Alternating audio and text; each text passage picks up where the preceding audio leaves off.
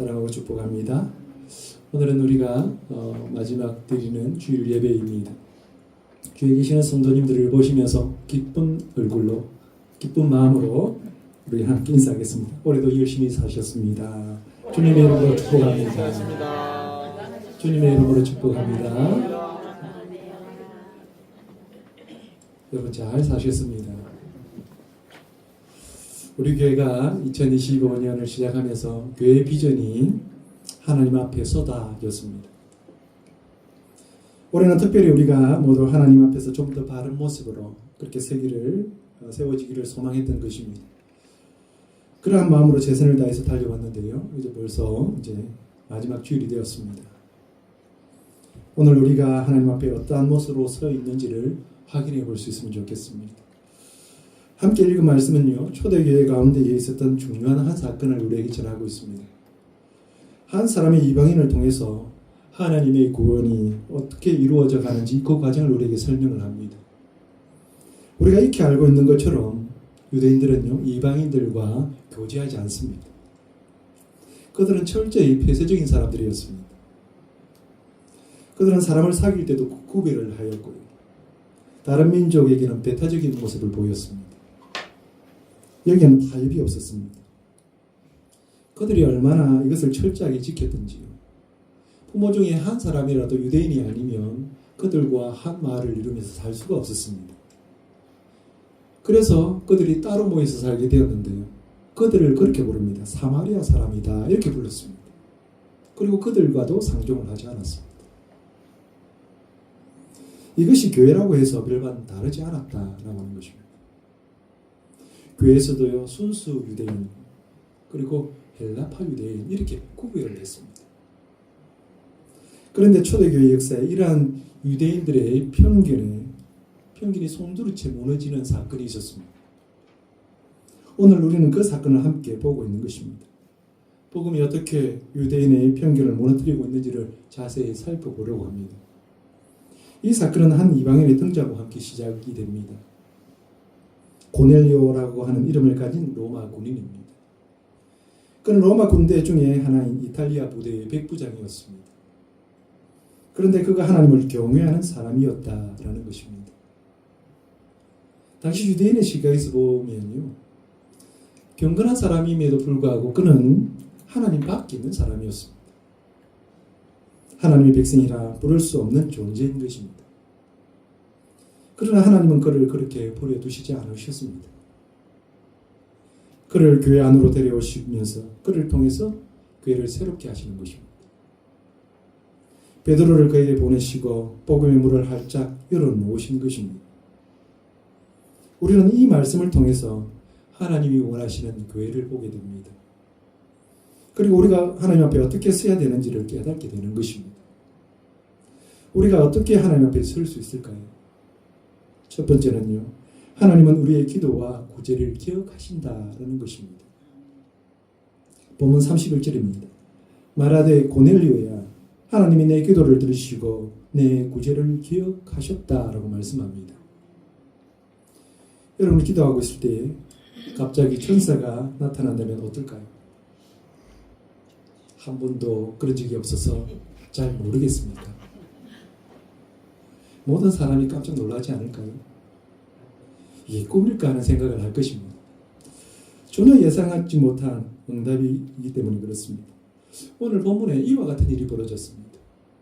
고넬료가 기도를 하고 있을 때 천사가 갑자기 나타난 것입니다. 고넬료는 깜짝 놀라면서 두려워했습니다. 그러면서 그에게 묻습니다. 주여 무슨 일입니까? 그렇게 물었습니다.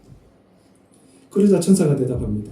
너의 기도와 구제가 하나님 앞에 상달되어 기억하신 바가 되었다. 그렇게 말을 해줍니다. 고넬료가 평소에 했던 기도를 하나님이 기억하셨다라는 것입니다. 고넬료가 평소에 했던 구제를 하나님께서 기억하셨다라고 하는 것입니다. 우리가 살아가는 삶의 자리에서 행하는 평소의 모습이 그래서 참 중요합니다. 우리가 기도할 때만 하나님 앞에 서 있는 것이 아닙니다.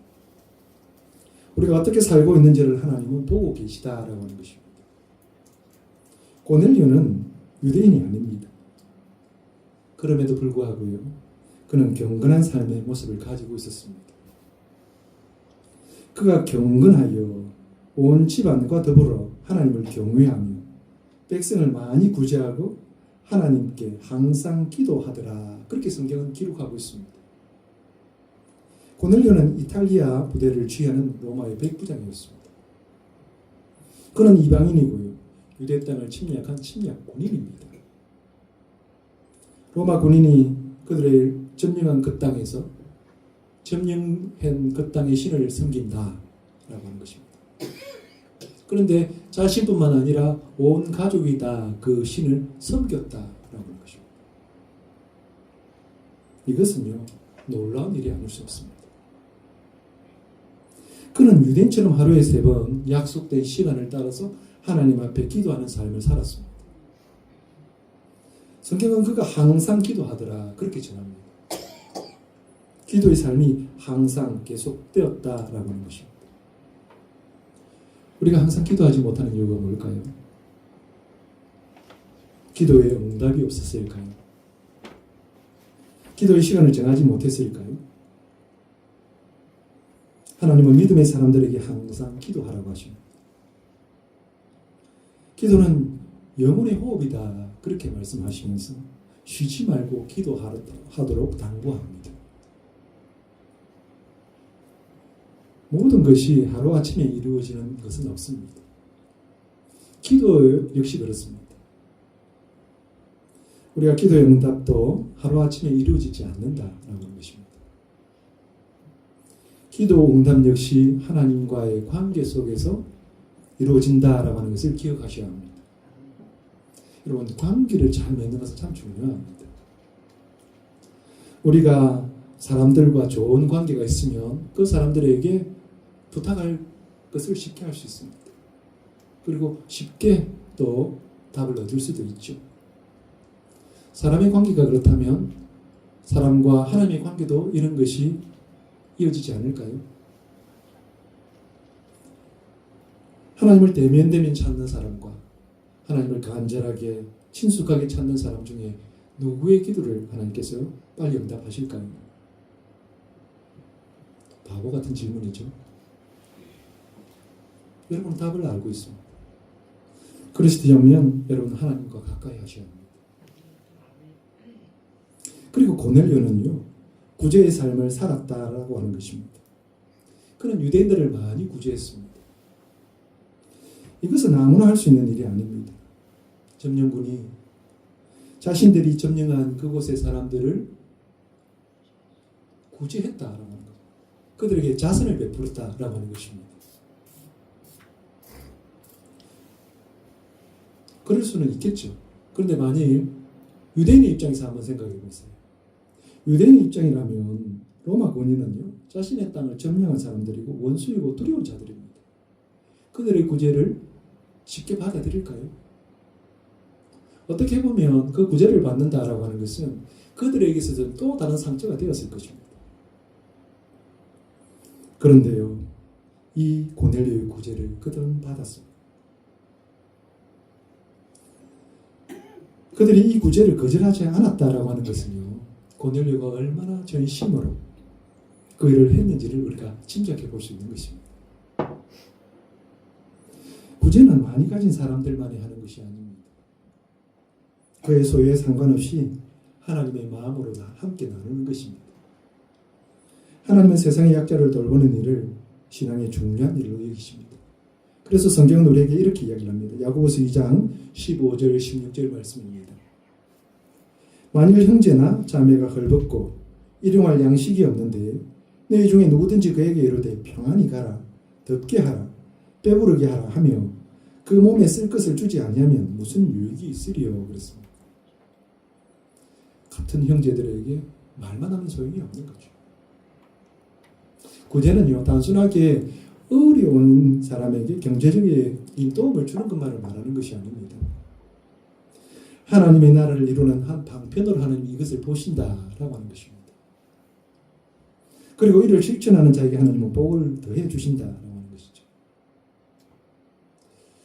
고두장의 할아버지가 있었습니다. 이 고두장의 할아버지의 소원은요, 하나님을 한번 만나는 것이었어요. 그래서 이 할아버지가 기도를 열심히 했는데 어느 날 꿈에 예수님을 만난 겁니다. 예수님께서 나타나셔서 내일 내 집에 내가 가겠다. 그렇게 약속을 하신 것입니다. 이 할아버지가 꿈에 깨어서 너무나 기뻤습니다. 그래서 예수님을 맞을 준비를 합니다. 음식을 열심히 준비를 했습니다. 그렇게 예수님을 기다렸어요. 그런데 그날 저녁에 가게 문을 닫도록 예수님이 오시지 않았습니다. 그 하루 동안 온 사람은요, 거지 한 사람이었습니다. 또 한 사람은요, 청소부 할아버지였습니다. 그리고 저녁 때가 되니까 옆에 있었던 가게 장수 아주머니가 찾아온 겁니다. 이 세 사람밖에 없었습니다.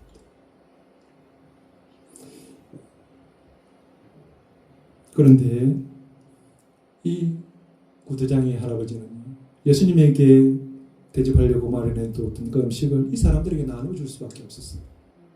왜냐하면 그들이 너무 불쌍해 보였어요. 너무 안 돼 보였기 때문에 그렇습니다. 너무 추웠고요. 너무 배고픔에 떨고 있는 그 모습을 보면서 음식을 나눠줄 수밖에 없었던 겁니다. 그날 밤에 자다가 그는 꿈속에서 예수님을 만났습니다. 이 구두장의 할아버지는요, 왜 예수님 오시지 않았느냐고 그렇게 물었습니다. 그때 예수님께서 뜻밖의 말씀을 하시는 겁니다. 이렇게 대답하셨어요. 나는 오늘 너희 집에 3번이나 갔었는데 3번 다 대접을 잘 받았다. 참으로 너는 나를 사랑하는 줄을 알겠다. 내 이웃에 사는 보잘것없는 사람을 대접하는 것이 곧 나를 대접하는 것이다. 그렇게 대답해 주신 것입니다. 예수님께서요, 거지의 모습으로, 청소부 할아버지의 모습으로, 과일장수 아주머니의 모습으로 그를 찾아오신 것입니다. 이 이야기는요, 톨스토이가 쓴 사랑이 있는 곳에 신이 있다라는 작품 속에 나오는 이야기입니다. 우리도 이 구두장의 할아버지처럼 예수님을 만나기를 원합니다. 그렇다면 우리가 이 할아버지처럼 하면 어떨까요? 마태복음 25장 40절에 우리에게 이렇게 말합니다. 임금이 대답하여 이르시되 내가 진실로 너희에게 이르노니 너희가 여기 내 형제 중에 지극히 작은 자 하나에게 한 것이 곧 내게 한 것이니라. 하나님께서 이렇게 말씀하셨어요. 지극히 작은 자 하나에게 한 것이 내게 한 것이다. 그렇게 말씀해 주셨습니다. 가난한 자와 병든 자를 잘 돌봐주는 것이 예수님을 섬기는 것입니다. 나그네를 영접하는 것이 예수님을 섬기는 것입니다. 고아와 과부를 돌아보는 것이 예수님을 섬기는 것입니다. 왜냐하면 예수님은 세상의 낮은 자의 모습으로 오시기 때문입니다. 우리가 예수님을 만나는 방법도 바로 여기에 있습니다. 우리가 섬기는 그를 통해서 그 속에 예수님이 계시다라고 하는 것입니다. 예수님께서 우리의 섬김을 위해서, 우리를 만나기 위해서 낮은 자의 모습으로 우리를 찾아오시는 것입니다. 그러니 그 일이 결코 작은 일이 아닙니다. 하찮은 일이 아닙니다. 우리가 진실한 마음으로 구제를 하면요, 하나님은 그것을 기억하시고 우리를 만나 주실 것입니다. 우리 교회 성도들이 그렇게 하나님 앞에 서 있는 줄로 믿습니다. 우리는 어떻게 하나님 앞에 설 수 있을까요? 두 번째는요, 하나님의 뜻을 전하는 자를 통해 하나님을 만난다라고 하는 것입니다. 본문 33절입니다. 내가 곧 당신에게 사람을 보내었는데 오셨으니 잘하였나이다. 이제 우리는 주께서 당신에게 명하신 모든 것을 듣고자 하여 다 하나님 앞에 있나이다. 아멘. 여러분은 하나님 앞에 선다라고 하는 것을 어떻게 이해하십니까? 우리가 환상 중에 천사를 만나야 하나님 앞에 선 것일까요? 아니면 모세처럼 신비한 현상을 보아야 하나님 앞에 선 것일까요? 오늘 본문 속에 중요한 이야기가 숨어져 있습니다. 고넬료가 천사의 지시를 따라서 베드로를 초청했습니다. 그리고 온 가족이 베드로를 기다렸습니다. 그렇게 베드로를 기다리다가 베드로가 집에 들어왔을 때에 그들은 그렇게 고백을 합니다. 우리는 주께서 당신에게 명하신 모든 것을 듣고자 하여 다 하나님 앞에 있나이다. 고넬료의 가족들이 하나같이 지금 하나님 앞에 있다라고 고백을 하고 있는 것입니다. 그들은 지금 베드로 앞에 서 있는 것입니다. 베드로 앞에서 그들은 하나님 앞에 서 있다라고 고백을 하고 있는 것이죠. 무슨 말인지 아시겠습니까? 하나님의 말씀을 가지고 찾아온 베드로를 보면서 그들은 하나님을 보는 것입니다. 이것이 바로 믿음의 고백입니다. 하나님의 말씀 앞에 서서 하나님을 보는 것입니다.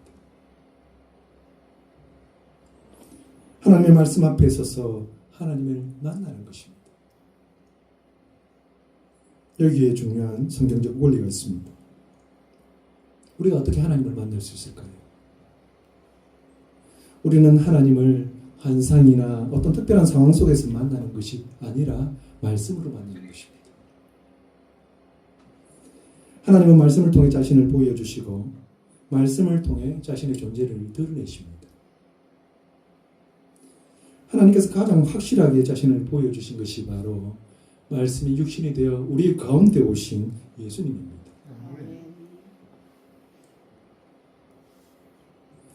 사람들이 하나님을 알지 못하기에 하나님은요, 사람의 모습으로 예수님을 통해서 자신의 존재를 드러내셨습니다.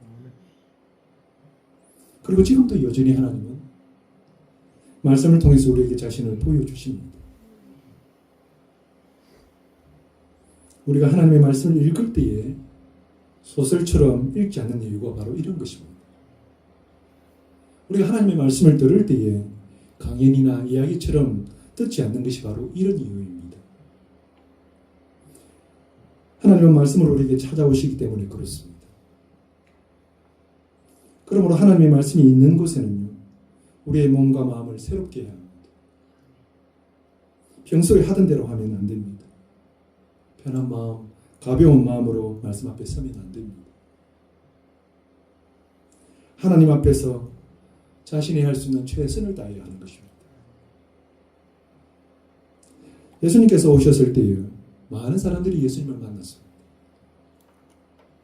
그러나 정작 그분을 알아본 사람은 많지가 않았습니다. 예수님을 알아본 사람 중에 시몬이라는 분이 있습니다.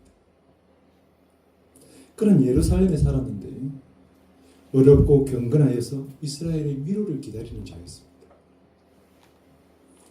그에게는 성령이 항상 충만했습니다.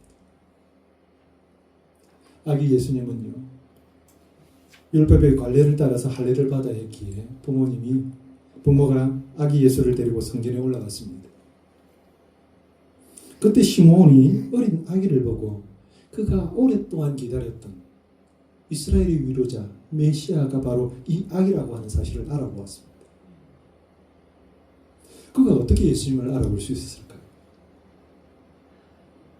성령의 감동 속에서 알 수 있었겠다, 그렇게 이해되지만 그가 간절히 사모하면서 기다렸다라고 하는 것입니다. 간절히 사모하는 자가 하나님을 만나는 것입니다. 고넬료의 가족들이 하나님을 얼마나 간절히 사모했는지 베드로를 보기가 무섭게 하나님 앞에 서는 것입니다. 그들은 베드로의 만남을 통해서 하나님을 만나고 있는 것입니다. 하나님을 간절히 찾는 자가 하나님을 만나는 것입니다. 잠언 8장 17절입니다. 나를 사랑하는 자들이 나의 사랑을 입으며 나를 간절히 찾는 자가 나를 만날 것이니라. 아멘. 우리가 하나님을 만나기 가장 좋은 것이 바로 예배의 자리입니다. 그런데 많은 사람들이 예배를 드리면서도 하나님을 만나지를 못합니다. 왜일까요? 많은 성도들이 예배를 말씀을 듣고 은혜 받는 자리다 이렇게 생각을 하기 때문입니다. 예배를 통해서 하나님을 만난다라고 하는 것을 배우지 못했기 때문입니다. 예배의 가장 큰 의미는 우리가 하나님을 만나는 것입니다. 하나님의 백성들이 하나님을 만나는 것입니다. 하나님은 모세를 통해서 성막을 짓게 하셨습니다. 그리고 그 성막 안에 지성소를 만들게 하시고 그 지성소 안에다가 언약궤를 두게 하셨습니다. 언약궤 위에 속죄소를 만들게 했는데요.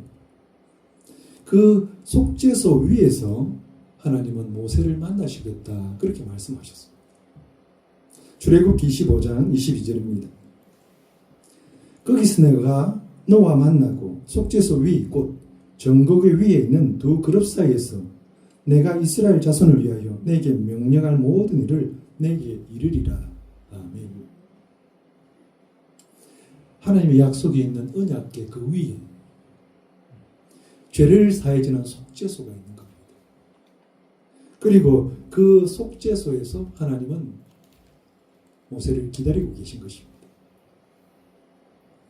그곳에서 우리가 하나님을 만나는 것입니다. 그곳이 어디일까요? 예수 그리스도의 보혈의 피로 우리의 죄가 가리워진 곳입니다. 아멘. 우리의 죄가 사함을 받고 하나님을 만나는 그곳 바로 예배의 자리입니다. 하나님도 우리를 만나고 싶어 하십니다. 우리와 만나고 교제하시기를 원하시고 그분의 비밀을 함께 나누기를 간절히 바라고 계십니다. 예배는 하나님을 만나는 가장 좋은 기회입니다. 하나님은 예배를 통해서 우리를 만나 주십니다. 우리가 드리는 예배를 통해서 하나님을 만나는 여러분 되시기를 축복합니다. 아멘. 우리가 어떻게 하나님 앞에 설 수 있을까요? 세 번째는요. 하나님을 만나기 위해서는 죄사함의 은혜를 입어야 한다라고 하는 것입니다. 오늘 함께 읽지 않았는데 43절 말씀입니다. 43절 말씀을 같이 읽겠습니다. 시작. 그에 대하여 모든 선지자도 증언하되 그를 믿는 사람들이 다 그의 이름을 힘입어 죄 사함을 받는다 하였느니라. 아멘. 하나님은 유대인만의 하나님이 아닙니다. 그런데 베드로는요 미처 그것을 알지 못했습니다. 하나님의 구원이 자기 백성에게만 있다 그렇게 생각을 했습니다. 구원에 받는 방법만 달라졌을 뿐이지 그 구원이 온 인류를 향한 것임은 알지를 못했습니다. 유대인들은요 모세의 율법을 온전히 지켜야 구원을 받는다 그렇게 생각했습니다. 그런데 예수님이 오시면서 그 구원이 예수님을 통해서 이루어진다라고 하는 것을 깨닫고 교회가 되었는데 기독교인들은 그래서 교회 안에서 모여서 예수님을 통해서 구원을 받는다 그렇게 이해하고 말씀을 전했습니다. 그런데 여전히 그들은요 그 구원이 유대인에게만 있다 이렇게 생각을 했습니다. 그런데 베드로가 전서의 지시를 받고 고넬료를 찾아갑니다. 그러면서 고넬료를 만나고 나서 그가 비로소 하나님의 뜻이 어디 있는지를 깨달았습니다. 하나님의 구원은 유대인의 것만 아니라 준비된 모든 이의 것임을 비로소 알게 되었습니다. 각 나라와 백성 중에 하나님을 경외하며 의를 행하는 그 모든 사람들이 다 하나님의 백성이 되는 줄을 비로소 깨달은 것입니다. 하나님은 사람을 외모로 판단하지 않습니다. 하나님은 사람을 인종이나 국적으로 판단하지도 않습니다. 그에게 하나님을 경외하는 마음이 있는가를 보십니다. 사람들은요 겉으로 드러난 외모를 참 중요하게 생각합니다. 외모뿐만 아니라 그가 가지고 있는 학력이나 재력이나 또 직업 등 외적으로 여러 조건들이 참 중요하다 이렇게 생각합니다. 왜 중요하죠? 우리가 이 땅을 살아갈 때에 그 조건이 중요한 역할들을 하기 때문에 그렇습니다. 그런데 하나님의 나라는 세상과 다릅니다. 그런 것으로 살아가는 세상이 아닙니다. 그래서 하나님은 사람의 중심을 보십니다. 그가 하나님의 나라에 살 수 있는 사람인 것을 확인하십니까? 그가 하나님의 나라에서 살 수 있는 사람인지를 보시는 것입니다. 그가 진정으로 하나님을 경외하는지를 보고 있는 것입니다. 베드로는 이방인인 고넬료가 하나님을 믿는 사람이다라고 하는 것을 의심했습니다. 그에게 권이 있는지를 의심했습니다. 베드로가 가지고 있던 그 고정관념 속에서 고넬료는 절대 하나님의 백성이 될 수 없는 사람인 줄로 알았습니다. 그런데 고넬료를 만나면서 그의 전신을 보았습니다. 하나님의 말씀을 사모하는 그의 집안 모든 사람들을 보았습니다. 그러면서 하나님이 그를 고넬료에게 보낸 그 이유를 알게 되었습니다. 고넬료도 그의 집안 모든 사람들도 다 구원을 받아야 하는 하나님의 백성이라는 것을 깨닫게 된 것입니다. 그래서 베드로는요, 그들에게 복음을 전합니다. 예수 그리스도께서 하신 일이 무엇인지를 전해줍니다. 그리고 인생의 가장 어려운 문제인 죄의 사함을 받도록 했습니다. 사람이 죄를 가지고는 하나님 앞에 설 수가 없습니다. 아무리 하나님의 언약의 말씀을 지키고 또 그 말씀을 따라 살아도 그 사람이 가지고 있는 죄가 가리워지지 않으면 하나님을 만나주지 않으십니다. 죄를 가지고 하나님을 만나면 그 사람은 살지 못하기 때문입니다. 하나님이 계신 곳에 죄가 함께 할 수 없기 때문에 사람은 죽음을 맞는 것입니다. 그러므로 하나님은 만나 주실 수 없는 것입니다. 그런데 그 죄를 누가 가려주실까요? 예, 그렇습니다. 예수 그리스도의 보혈만이 우리의 죄를 가릴 수 있습니다. 아멘. 우리의 죄를 덮고 깨끗하게 하실 수 있습니다. 고넬료는 정말 착한 사람입니다. 의로운 사람입니다. 그렇게 살았습니다. 그가 얼마나 어렵게 살았던지 하나님께서 인정하실 정도의 사람이었습니다. 그러나 그런 고넬료에게도요, 한 가지가 부족했습니다. 아무리 기도를 많이 하고 하나님을 믿고 선한 일을 해도 고넬료가 해결하지 못한 것이 하나 있었다라고 하는 것입니다. 그는 아직 죄사함을 받지 못한 것입니다. 그래서 하나님은 고넬료에게 베드로를 보내고 계신 것입니다. 베드로를 통해서 하나님이 이루신 그 구원의 소식을 듣게 하셨습니다. 우리의 죄 문제를 해결할 수 있는 유일한 길을 알게 하셨습니다. 이것은 오직 예수 그리스도만이 하실 수 있는 일입니다. 예수 그리스도를 믿지 않으면 해결하지 못하는 일입니다. 우리는 우리의 죄를 해결하지 못하면 하나님 앞에 설 수가 없습니다. 하나님을 만날 수가 없습니다. 사람들은 그렇게 말합니다.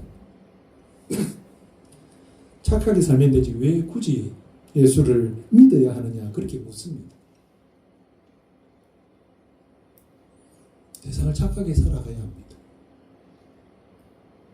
그러나 그보다 더 중요한 것은 우리가 이 세상에서만 사는 것이 아니라는 것입니다.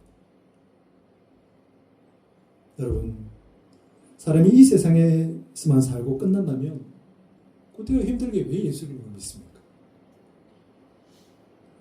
예수 안 믿어도 얼마든지 건강하게 살고요.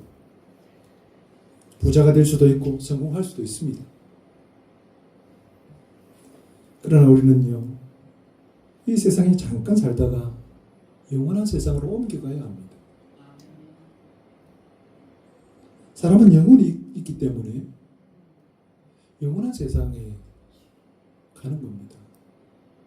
지금 성도는 영혼이 없으니까 끝나요. 그러면서 성경은 분명하게 천국과 지옥이 있다 그렇게 우리에게 말을 합니다. 그리고 그 영원한 세상인 천국과 지옥은 너무너무 다르다는 것이죠. 천국은 영원한 행복을 누리는 곳이고 지옥은 영원한 형벌을 받는 곳이다 그렇게 성경은 우리에게 전해줍니다. 하나님이 계시는 하나님 나라 천국은요, 죄 사함을 받는 사람들만 갈 수 있는 곳입니다. 그래서 예수 믿는 것이 우리가 하는 일 중에 가장 중요한 일이 되는 것입니다. 로마서 8장 1절 2절 말씀입니다. 그러므로 이제 그리스도 예수 안에 있는 자에게는 결코 정죄함이 없나니 이는 그리스도 예수 안에 있는 생명의 성령의 법이 죄와 사망의 법에서 너를 해방하였습니다. 이렇게 말씀합니다. 예수 그리스도 안에 있는 성령의 법이 우리를 해방자로, 자유자로, 하나님의 나라에 갈 수 있는 자로 그렇게 바꾸어 놓은 것입니다. 아멘. 아무리 하나님이 계신 것을 알고 또 그것을 믿고 선한 일을 해도요, 예수 그리스도를 믿지 못하면, 믿지 않으면 하나님 앞에 설 수가 없습니다. 오늘 우리에게 주신 이 말씀이 얼마나 중요한지 모릅니다. 오늘 예배 중에 우리의 마음에 예수 그리스도를 영접하는 은혜가 있기를 바랍니다. 아멘. 예수 그리스도를 믿음으로 우리의 죄가 사함받는 은혜가 있기를 바랍니다. 아멘. 그리고 하나님 앞에서는 여러분이 되시기를 축복합니다. 아멘. 오늘 우리 함께 읽은 이 말씀은요, 단순히 한 사람의 회심한 이야기를 말하는 것이 아닙니다. 이것은 복음이 모든 사람에게 열려 있다라고 하는 것입니다. 그리고 하나님은 우리의 기도와 구제를 기억하신다라고 하는 것입니다. 그리고 하나님의 뜻을 전하는 자를 통해서 하나님은 일하십니다. 하나님을 만나기 위해서는 우리의 죄 문제가 해결되어야 한다라고 하는 것입니다. 그러므로 우리도 하나님의 시선으로 세상을 바라보면서 모든 이에게 복음을 전하는 삶을 살아가는 저와 여러분이 다 되시기를 주님의 이름으로 축복합니다.